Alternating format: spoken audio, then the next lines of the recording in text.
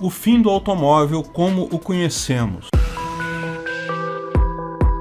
Esse é o Visão Libertária, sua fonte de informações descentralizadas e distribuídas. A Ford, uma das maiores montadoras de automóveis, anunciou que irá fechar suas 3 fábricas restantes no Brasil e encerrar a produção de carros por aqui. As fábricas de Camaçari, na Bahia, Taubaté, em São Paulo, devem ser fechadas ainda no primeiro semestre, a fábrica de Horizonte, no Ceará, até o final do ano. A empresa continuará no país, porém vendendo modelos importados. Não mais produzirá nenhum carro nacional. Alguns modelos que eram fabricados apenas para o mercado nacional deixarão de ser produzidos. É algo ruim, não há dúvida. É o fim de uma história de mais de 100 anos. A Ford foi a primeira montadora de automóveis a se estabelecer no Brasil em 1919. A saída da empresa certamente tornará o mercado um pouco menos diversificado, um pouco mais oligopolizado, o que provavelmente aumentará um pouco os preços, pela diminuição da concorrência.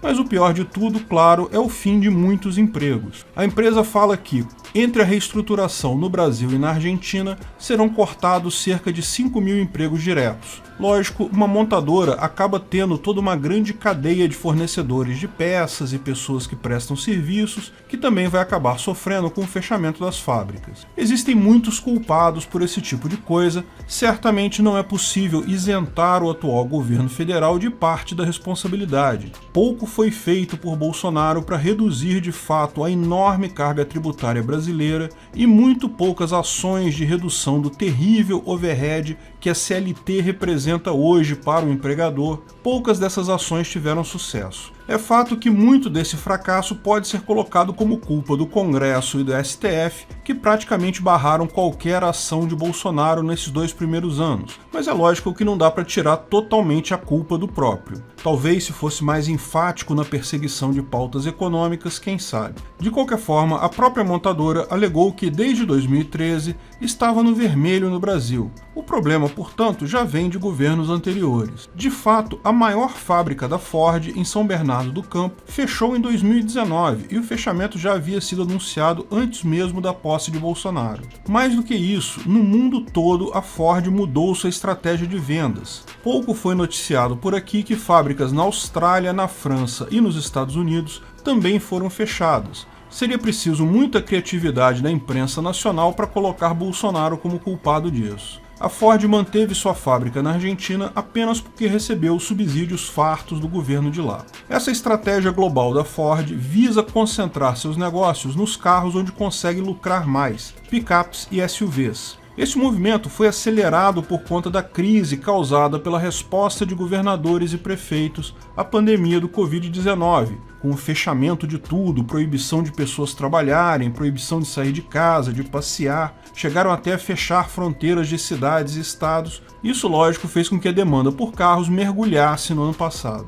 Lembra do pessoal que falava que importante é a vida, a economia a gente vê depois? Pois bem, esse é o resultado na economia. Mas, mesmo tirando o fator Covid-19 dessa equação, o fato é que a Ford precisava mesmo rever sua estratégia por um motivo estrutural mundial. Pessoas estão comprando menos carros. O carro já foi um dia um item insubstituível, era até um símbolo de status. Quem não tem carro é um pé rapado, era um pensamento comum aqui no Brasil. Mas, embora o carro continue sendo muito útil em muitos lugares e para muitas situações, cresce cada vez mais o grupo de pessoas, principalmente em grandes cidades, que simplesmente preferem não ter carro. Carros são coisas caras, principalmente devido aos absurdos impostos inclusos por governos, que fizeram isso se aproveitando do fato de que as pessoas queriam muito ter carros no passado. Como o carro era um símbolo de status, a pessoa não se importava em pagar uma fortuna de impostos na hora da compra, outra fortuna de impostos todo ano para o licenciamento anual, mais outra fortuna de impostos no combustível, mais multas, radares, blitzes da lei seca e outras armadilhas para arrecadar grana. Enfim, carros são uma máquina de fazer dinheiro para o governo. Paulatinamente, ano após ano, governos davam um jeito de aumentar os impostos sobre o carro, porque assim conseguiam arrecadar mais e as pessoas acabavam pagando porque queriam muito ter carro. O resultado é que praticamente o que você tem na sua garagem aí hoje nem é mais um carro, é um imposto sobre rodas. E o processo não para. Nesse final de 2020, por exemplo, João Dória anunciou aumento de IPVA e imposto de venda de carros usados. É cada vez mais imposto. Ao longo do tempo, aconteceu um fenômeno bastante conhecido por economistas, a chamada curva de Laffer. A curva de Laffer diz que quando são poucos impostos sobre algo, a arrecadação tende a aumentar se você aumentar a alíquota de impostos. Mas também adverte que a partir de determinado nível de imposto, o custo do imposto começa a diminuir a quantidade do próprio produto comercializado a ponto da arrecadação diminuir. Imposto torna o produto mais caro. O diagrama da oferta e da demanda diz que menos gente vai comprar tal produto, menos gente comprando, o total arrecadado com impostos cai. Pior, cai não apenas a arrecadação do governo, como a indústria em questão, aquele mercado inteiro acaba, prejudicando a sociedade. Se fosse só menos arrecadação de imposto, na verdade seria ótimo, mas não é isso, também tem prejuízo para a sociedade. De fato, a curva de Laffer originalmente aplica-se ao percentual de imposto geral da economia. Porém, é fácil ver que ela se aplica logicamente também para produtos individuais. Em última análise, é isso que estamos percebendo no mundo todo. Nossos governos aqui no Brasil, particularmente, foram com muita sede ao pote, mas o fato é que governos no mundo todo têm aumentado constantemente impostos sobre carros. Sempre se acha uma desculpa para isso. O efeito final é que mataram a galinha dos ovos de ouro. Em muitos lugares ainda é obrigatório ter carro. Algumas pessoas ainda veem carro como símbolo de status, mas nas grandes cidades cresce muito o número de pessoas que simplesmente não vê necessidade de ter carro. Você pode usar um Uber ou um táxi para fazer a mesma coisa com enorme economia. Sim, se você botar na ponta do lápis, você pode pegar Uber e táxi todo dia, que ainda vai ser mais barato do que você ter um carro. Principalmente agora que aplicativos garantem carro disponível a qualquer lugar e a qualquer hora. Carro virou meramente um instrumento de trabalho que poucos profissionais vão ter para atender um público grande de usuários. Deixou de ser uma coisa pessoal que você tinha ali na garagem, justamente em função do preço alto devido a impostos escorchantes de governos. Lógico, picapes e SUVs ainda são usados por pessoas no campo e não tem substituto. Como disse, esse movimento é muito um movimento de cidades grandes. Em cidades menores, quem mora no campo é complicado, então picapes e SUVs continuam sendo úteis. Carros caros usados como símbolo de status, como Ferraris, Mustangs, continuam também existindo, mas aquele carro padrão simplesmente não faz mais sentido. Esse é o problema da Ford e de tantas outras fábricas de carro. Imposto demais matou o negócio delas. Até os jovens têm se interessado cada vez menos pela carteira de motorista. Esse movimento também é mundial. No mundo todo, os jovens têm procurado menos tirar carteira de motorista, mas aqui no Brasil, particularmente, essa queda é grande, de cerca de 20%, justamente porque também o processo de se conseguir uma carteira de motorista foi recheado de impostos diretos e indiretos, um monte de requisitos sem sentido, como não sei quantas horas de aula, simuladores e outras besteiras que absolutamente não ajudam em nada o aluno a aprender a dirigir e, no entanto, impõem custos que acabam sendo pagos por este. No final das contas, os lockdowns feitos sob o pretexto do vírus da Covid-19 deram só o empurrão final nessa indústria. Não se espante se outras empresas dessa área seguirem o mesmo caminho. Governos mataram essa indústria com sua gana de arrecadar dinheiro.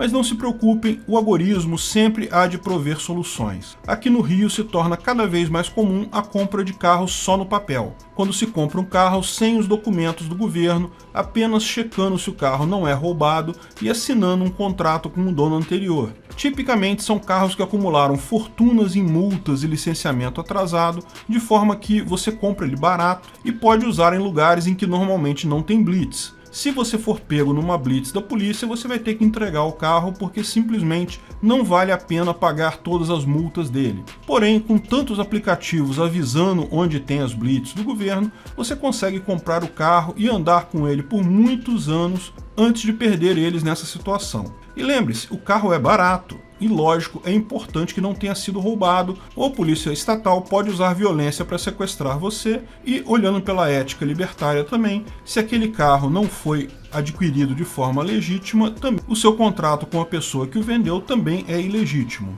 Mas o preço baixo acaba tornando o negócio atraente. Mas não sendo um carro roubado, sendo apenas imposto devido, não há nada de errado do ponto de vista ético. E o preço baixo acaba tornando o negócio atraente. Há pouco tempo atrás noticiaram que cerca de 20% dos carros no Rio de Janeiro têm mais de um IPVA em atraso, ou seja, tem dívidas financeiras enormes com o governo. Ou seja, já tem muita gente ignorando pelo menos uma parte dessa montanha de impostos desejada por políticos e burocratas sedentos de dinheiro. E isso só mostra como cada vez mais a informação descentralizada é veneno para o governo. Quanto mais você consegue saber de informações sobre o governo, menos imposto você acaba pagando. Esse é o destino final do governo: falir por falta de arrecadação.